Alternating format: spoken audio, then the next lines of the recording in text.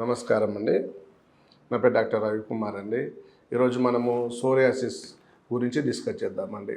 Psoriasis అనేది ఒక చర్మ వ్యాధి. అంటే ఈ చర్మ వ్యాధి సోరియాసిస్ అని కూడా చాలామంది తెలియదు. ఏమవుతుందంటే ఫస్ట్ మనకు ఎక్కడ స్టార్ట్ అవుతుందంటే సోరియాసిస్ మన తలల పైన స్కాల్ప్లో డాండ్రఫ్ రూపంలో స్టార్ట్ అవుతుంది. ఇది ఒక ఆటో ఇమ్యూన్ డిసీజ్ అని మనం చెప్పచ్చు సోరియాసిస్ని. ఆటో ఇమ్యూన్ డిసీజ్ అంటే మన బాడీని కాపాడాల్సిన రక్షణ వ్యవస్థ అది మనకు అగ్నెస్ట్గా పనిచేస్తుంది, మనకే హాని చేస్తుందండి. కాబట్టి దీన్ని ఆటో ఇమ్యూన్ డిసీజ్ అంటాం. అంటే మన ఫైటింగ్ మెకానిజం, మన రక్షణ కవచం అనేది అది కొంచెం తగ్గిపోయి మనకే హాని చేయడం ద్వారా ఈ సోరియాసిస్ కానీ, విటిలిగో కానీ, తెల్ల మచ్చలు అంటాం కదా, బొల్లి మచ్చలు, అది కూడా ఆటో ఇమ్యూన్ డిసీజే. అదే ఎస్ఎల్ఈ అంటాం, అది ఒక ఆటో ఇమ్యూన్ డిసీజే. ఇలా కొన్ని రకాల వ్యాధులు మనకు వస్తాయి. అందులో సోరియాసిస్ ముఖ్యంగా చెప్పుకోవచ్చు.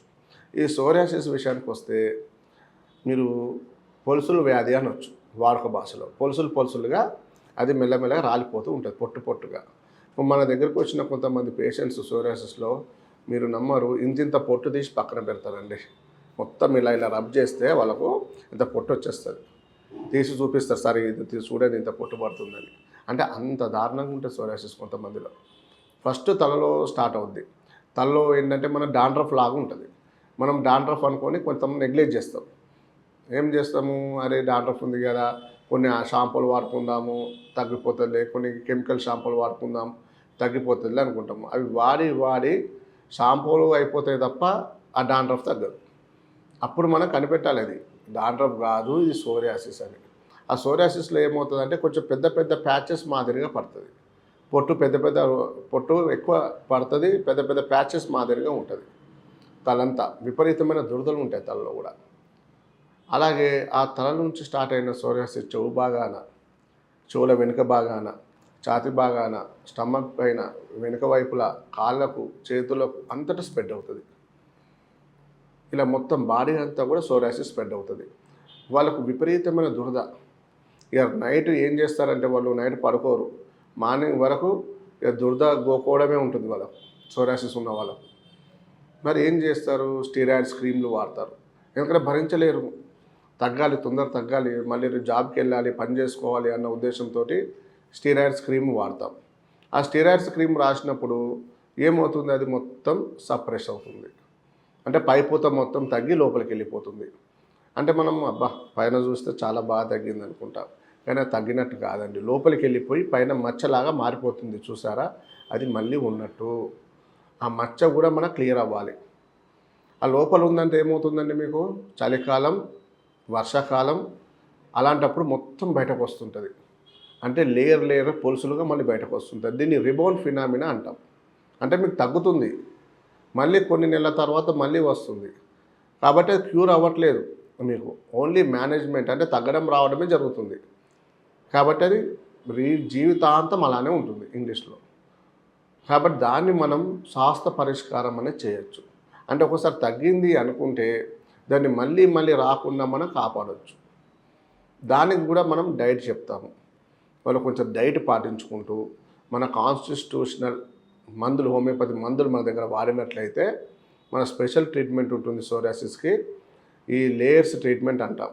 లేయర్ వైజ్గా తగ్గిస్తాం సోరియాసిస్ని పర్మనెంట్గా. మళ్ళీ రాకుండా మనం చేయొచ్చు. కాబట్టి ఈ సోరియాసిస్కి మనం పర్మనెంట్ క్యూర్ అనేది చేయొచ్చు. సార్ మరి రావడానికి గల కారణాలు ఏంటి? ఇవంతా మచ్చలు పెరిగిపోయాయి, విపరీతంగా పెరిగిపోయాయి, దురదలు వస్తున్నాయి, బ్లడ్ క్రాక్స్ వస్తున్నాయి, అరిచేతిలో విపరీతంగా ఉంది, అరికాలలో కూడా క్రాక్స్ వచ్చి మొత్తం ఇట్లా కట్ అయిపోయి బ్లీడింగ్ అవుతుంది సార్ అంటారు. దురద అరిచేతిలో అయితే విపరీతమైన దురద ఉందంటారు. మరి దీనికి కారణం ఏంటి అంటే సోరియాసిస్కి first reason autoimmune disease అని చెప్పుకున్నాం. రెండో రీజన్ టెన్షన్ వల్ల, అంటే మనం ఆలోచన వల్ల. ఇప్పుడు నేను చాలామంది పేషెంట్స్ కొంతమందికి ట్రీట్మెంట్ ఇచ్చాను, అందులో 70% తగ్గిపోయిందండి. ఇంకొకటి 20-30% తగ్గుతుంది, కానీ మళ్ళీ వస్తుంది. ఎందుకంటే వాళ్ళని హిస్టరీ తీసుకుంటే ఒక పేషెంట్ ఏమైంది, వాళ్ళకి తగ్గాక ఇంట్లో కొన్ని ప్రాబ్లమ్స్, వాళ్ళ కుటుంబ సమస్యల వల్ల, ఇంట్లో ఎక్కువ వాళ్ళ మేడంకి, వాళ్ళ మిస్సెస్కి అతను గొడవలు కానీ, లేకుంటే వాళ్ళ ఫ్యామిలీలో వేరే గొడవలు కానీ ఎక్కువ ఉండేసరికి ఆలోచనలు ఎక్కువైపోయాయి, టెన్షన్స్ పెరిగిపోయాయి అతనికి. తర్వాత తగ్గిన సోరియాసిస్ మళ్ళీ బయటపడుతుంది. ఎందుకంటే ఆలోచన టెన్షన్స్ మూలంగా కూడా దానికి కనెక్ట్ ఉంటుంది.